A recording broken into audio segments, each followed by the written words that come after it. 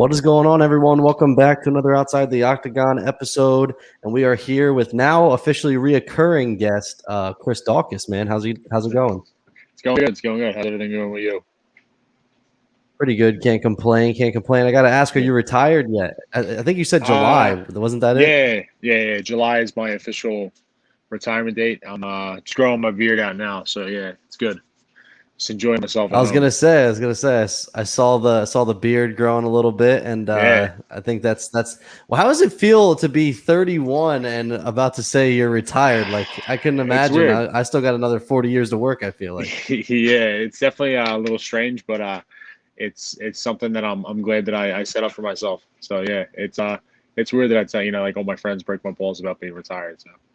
Is there going to be like a retirement party? Normally, that's like an older person Yeah, thing when you retire, yeah, but yeah. I guess. I mean, I gotta see what the guys are gonna do for me, but hopefully they throw a little something. If not, we'll go to the bar or something after I retire. So I mean, after my fight, so it'll be good.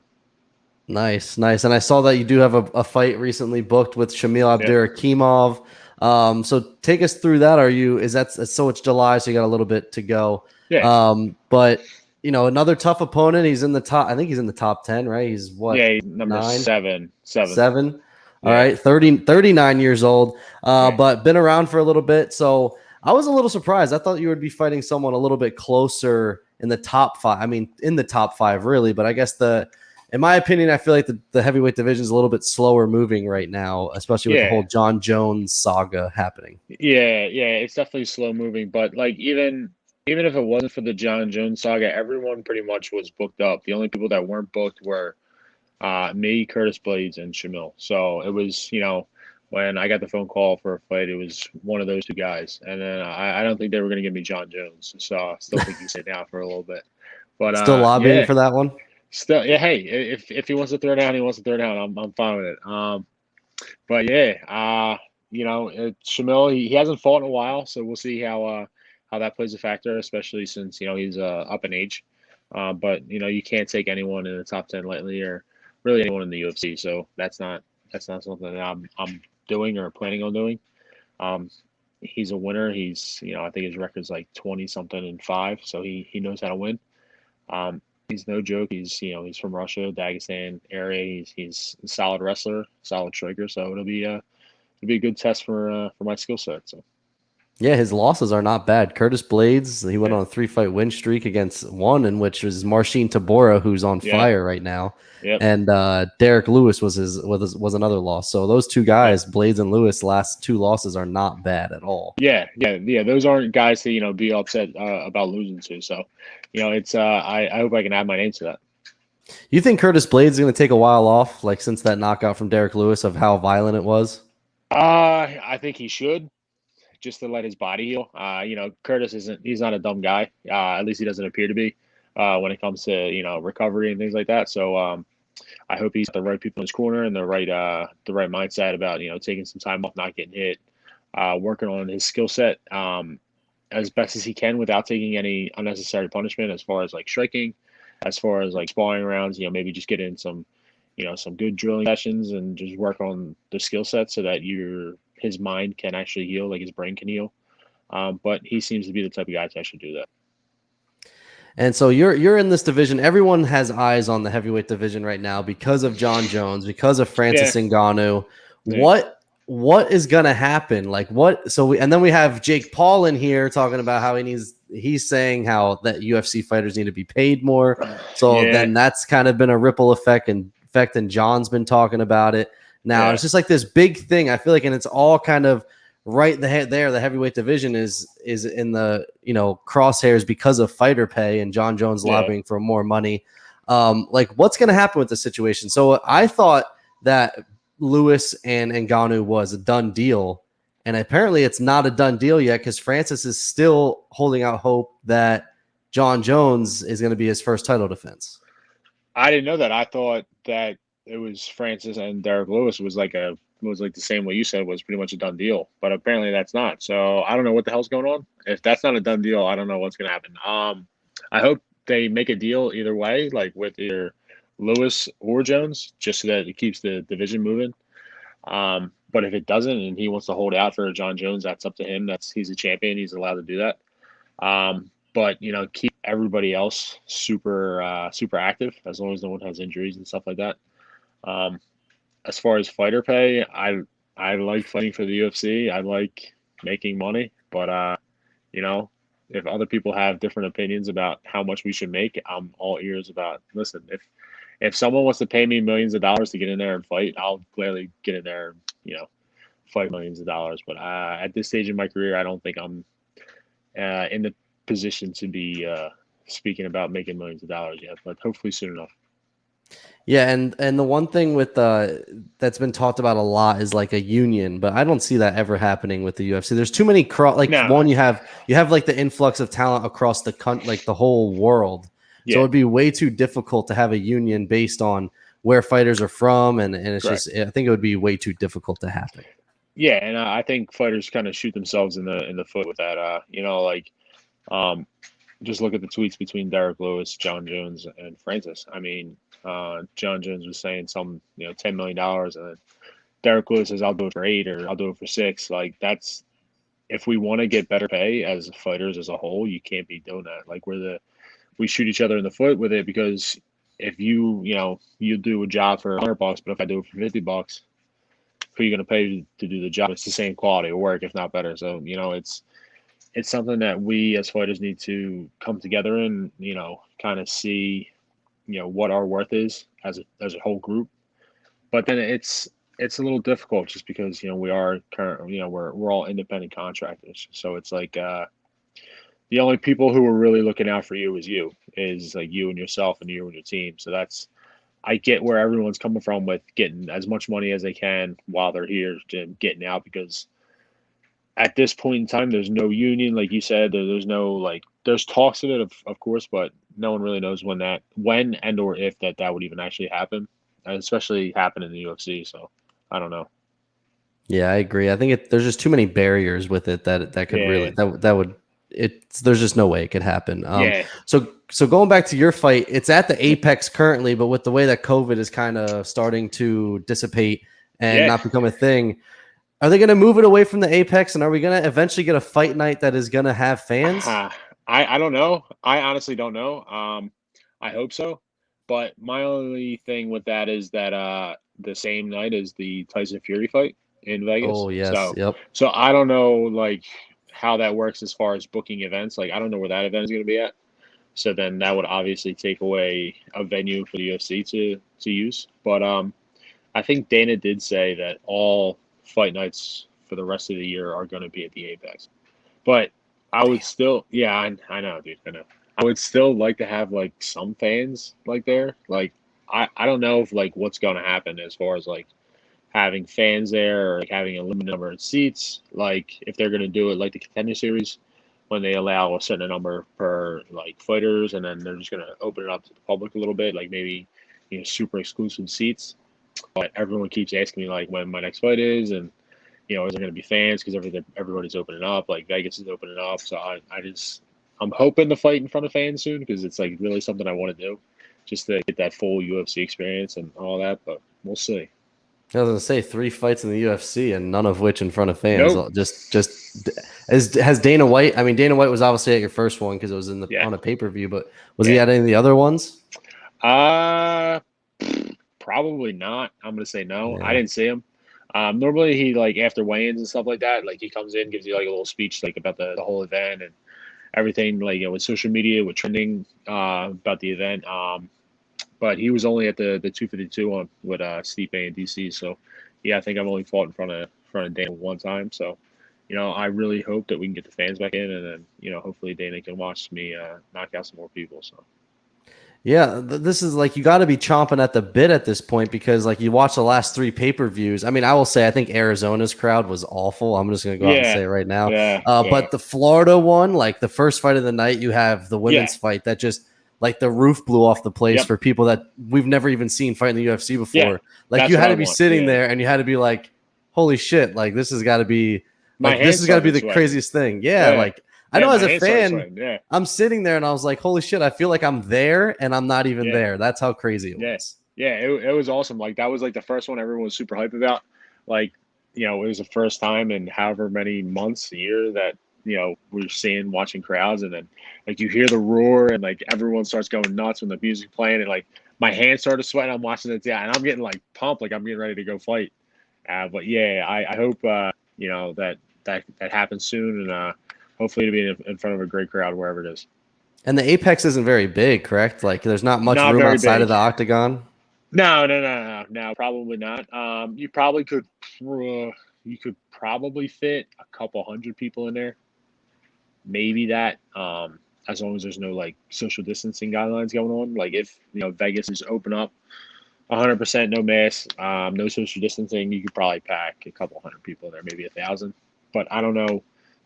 It's the UFC. It's whatever they want to do. If they can have some family of the fighters there, and then have like celebrities who want to come check it out. I mean, I think that's what they'll probably do. But they might just keep it like a closed door event and just do all the pay-per-views just full capacity. So if that's the case, I'm just going to try and get on another pay-per-view after this fight because I really want to experience that.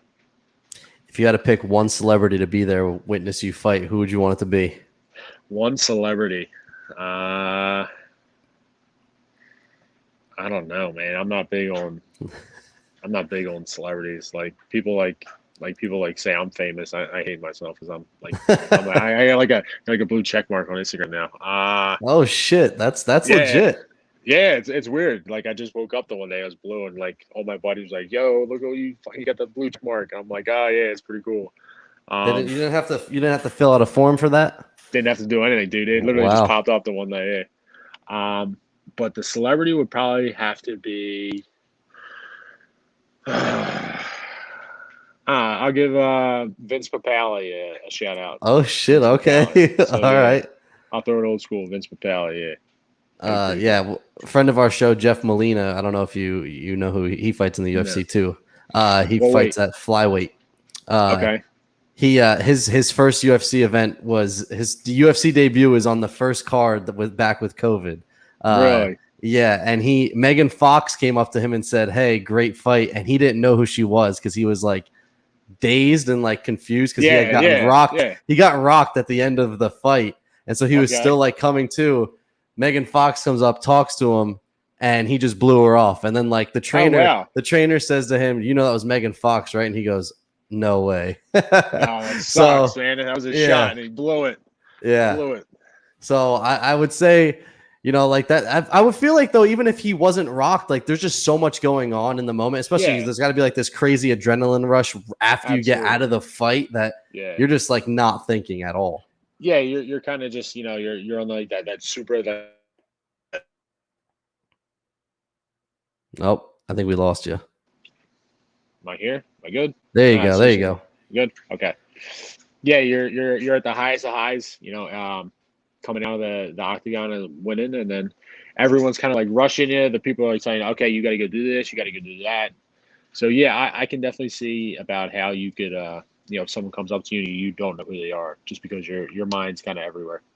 I don't remember. Did you have a post fight with like Joe Rogan or anyone like that? You had to have a post fight. Yeah. So my first one for 252 was with Rogan, and then I did the post fight with Bisbing on my most recent one against Olenek. I don't think I did a post fight. I don't think I did a post fight on Fight Island. No, I did with Dan Hardy. Dan Hardy was in the cage, so that was really cool. It's actually like that might have been his. That might have been his last one. You could have been his last one because I'm pretty sure you got fired right after that. Yeah, probably.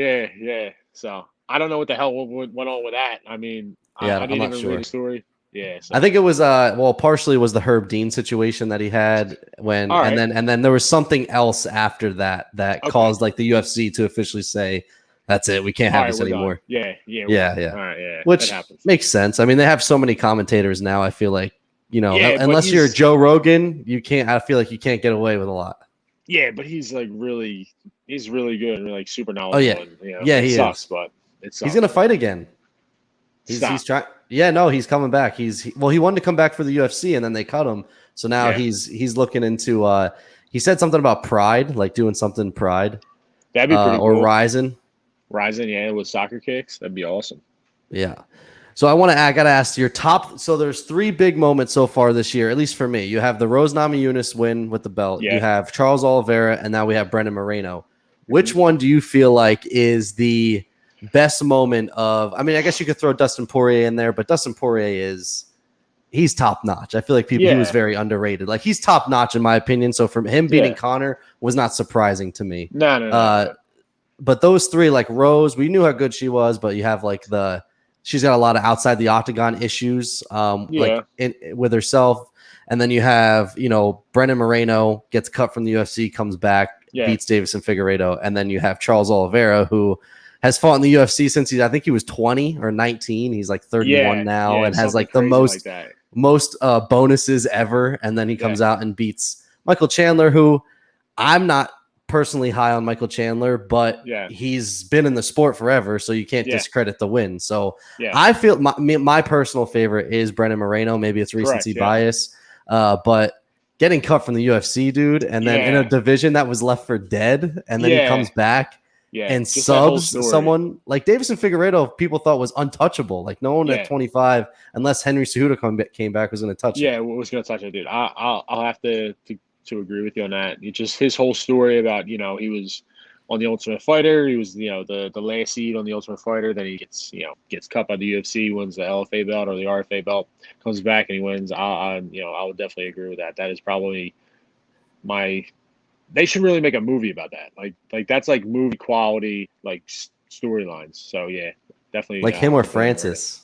Yeah. Francis would be a crazy movie too. That would be a ridiculous movie though. But I don't know who they would get to play Francis. So.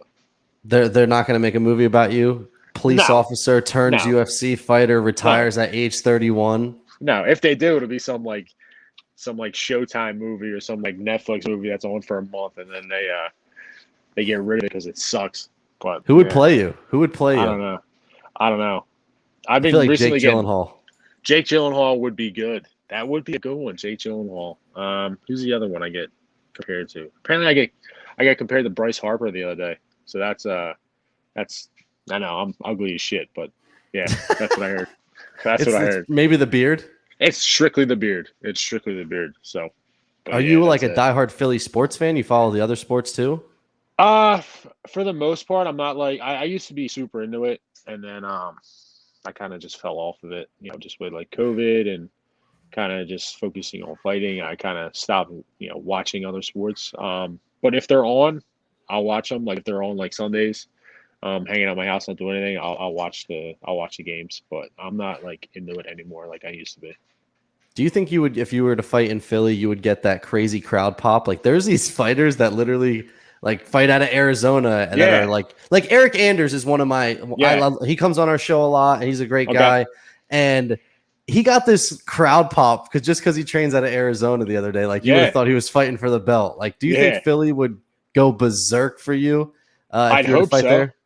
I'd hope so. That'd be really cool just to experience that. But I'm the kind of guy, and I've come to terms with it that like if I'm fighting in my hometown, it doesn't really feel like I'm fighting. So I would have to like rent a hotel room or something, like to get away from my wife and like the normalcy of like everything going on, just because that's how I get ready for the fights. So it would definitely be cool to fight for the UFC in my hometown. But it'd be cool. It'll happen. Yeah, definitely. Hopefully. I think that they're gonna, once like this is officially dead, like there's nothing we're like a month away, I think, from it just being completely done. I think that there's going to be places, they're going to be going everywhere. They're already talking about an event in the UK. It would be, that's the stuff they're already talking about. So I'll go. Yeah. Sign me up. I got a passport. I'm ready to go. So you like the across the country, which I think I would love because you get to explore the world, but you're all for those because we have a lot of fighters that say they hate them. No, sign me up. Whatever they don't want to go, I'll go because I like going to places. I mean, I hate flying. I told you guys this before. I hate flying, but it's something that I like, experiencing new places and all that. So it's definitely something that I like doing. So I'll go wherever they want to go. If they want to, send me up to Maine and then send me down to California or wherever, anywhere in between, I'll go. Yeah, I mean, you got to if you fight in Brazil, though. I heard those fans get crazy if you fight That's if you fine. fight someone from Brazil. Like, That's fine. I've heard I some don't care. stories. That's fine. I want to silence that crowd. Like them like screaming at me that I'm gonna die, and then when I hit their boy and knock him out, and then he's flat on the canvas and it's dead silent in that arena, that would be the coolest thing ever. That's because Just you're from silence Philly. them. Like Philly people are like the Philly fans in general in sports. Yeah. They just don't give a shit. Like they will. Nope. Like I remember Clinton Portis used to play for the Redskins, and they played in Philly, and like poured beer on his mother. Like just we don't Philly care. fans just don't give a just shit. don't care. So savages, I love it. It's got to be tough being a police officer out in Philly. That's all I got to say. I do. I frequent Philly often. I go there quite a bit. Yeah, my son goes to CHOP. He goes there for doctor's appointments, and my wife loves Philly, so we go there literally probably like 10, 15 times a year. Perfect. Yeah, we're always no more, no less. That's all you need. Yeah, I would agree, but I like it more than New York, so I'll take it. So you bought a Traeger grill your last time, like I think with your bonus the last time you said that's what you bought. Did you get the bonus yet? Did it clear? Yeah, we're all good. Yeah, we're all good. Okay, all right, good. Did you buy anything else fancy since, or are you just kind of hanging on? Nothing. Okay, just holding that money, just holding it. Okay, that's perfect. Not into crypto? No crypto? Nope. Okay. No. Are you an anti-crypto guy, or are you just like too scared to get into it? I messed around with like Dogecoin a little bit, but it was like $5-10. It wasn't anything crazy. So apparently it dropped. Buddy, yeah, go ahead. My buddy spent like $800 or something when it was less than a cent, and he was up like $80,000, $90,000, like when it was at like its peak, and then he's an idiot and kept it all. And it crashed on him instead of cashing out. So. Well, apparently last night it dropped down to 9 cents. Now it's back to 20 something. So I mean, if you get into day trading, you'll be rich. I gotta pick up an app or something on my phone. Yeah, so Coinbase. Yeah. Okay. But so you had a Traeger grill. What have you been making? Anything new? Trying anything out? I got my dad got a Blackstone grill. All right, so okay, I was gonna get one of them, but here's the thing. If I get one of them, I'm gonna go back up to like super heavyweight because of like making like all like the cheesesteaks and shit. Because me and my partner go back and forth, and he's like, "Dude, you need to get a Blackstone," because we have a couple of guys I work with that each have like a Blackstone, but the one dude, he's got like multiple Blackstones. He's got one at his house, one is like a shore house, and he picked up and he picked up another one so that he doesn't have to like go in his kitchen. And he's like, "Dude, I haven't cooked in my kitchen for like 6-8 months." He goes, "I just do the Blackstone all the time." So that's something I have to. I want to do it, but I can't bring myself to do it because of I'll just never stop cooking. I'll never stop eating. So I can't do that. I can respect that. My dad's has an air fryer attached to it. Jesus Christ! I have an air fryer. I let my wife mess around with the air fryer. I don't mess around with that, but there's probably some really good recipes and like fattening recipes that I could get in with the air fryer. But when it's camp time, I can't even do that. What? So cheesesteak? Are you a cheese whiz? Cheese whiz guy? Say no. Say no. It depends. It depends. I'm usually American without, but if I'm like trashed and it's like 2 or 3 o'clock in the morning, I'll do both. I just give me a American with whiz, and then I'm good to go. Double cheese, double meat. I'm good. I can't do so. I've been to Geno's, and Geno's is overhyped. It's not. Oh, absolutely. It's not that. Pat's is better. But I don't know. Traps.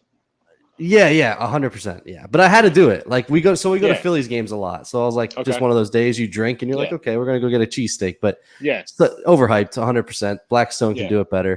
But Steve's, you got to go to Steve's up in the Northeast. All right. So where? So where exactly? It's right on the boulevard. So it's it's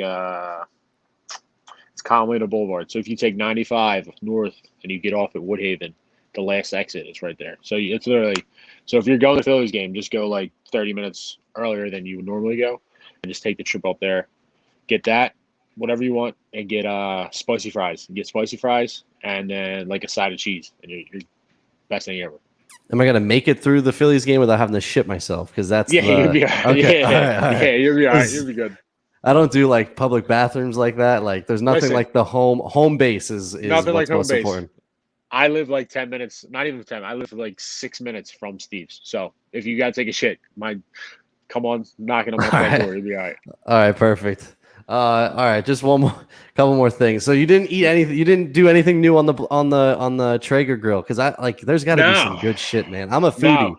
I love food. Listen, I'm all about it. I'm nervous. My partner, he just recently did pulled pork. I was super nervous about it. Oof, Yeah, but he apparently said it was awesome. So I gotta trust his recipe that he got and then go from there. So yeah, but that's like I want to like do stuff like that, but I don't want to spend like so much money on the meat, and then it's just one little thing bad, could just fuck it all up. And then I'm like, I have this, 30, $40 to $50 cut of meat, and it's just useless now. And I'm just like, this sucks. So, are you on TikTok? Do you use TikTok? Because I'm telling you, no, I do not. Listen to me. Get TikTok, okay? But don't post. Like you don't have to post.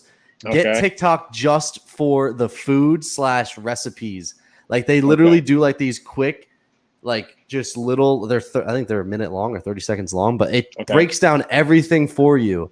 And that's the only reason I have TikTok is literally just for that. I'm telling you. I know, like you don't have to tell anyone, and especially wait till after you retire to tell anyone. Then they're not making fun of you at the station. But but I'm telling you, like you have to cave in and just do it because it's worth it. All right. I'll definitely take your advice. I'll start a TikTok account as soon as we're done.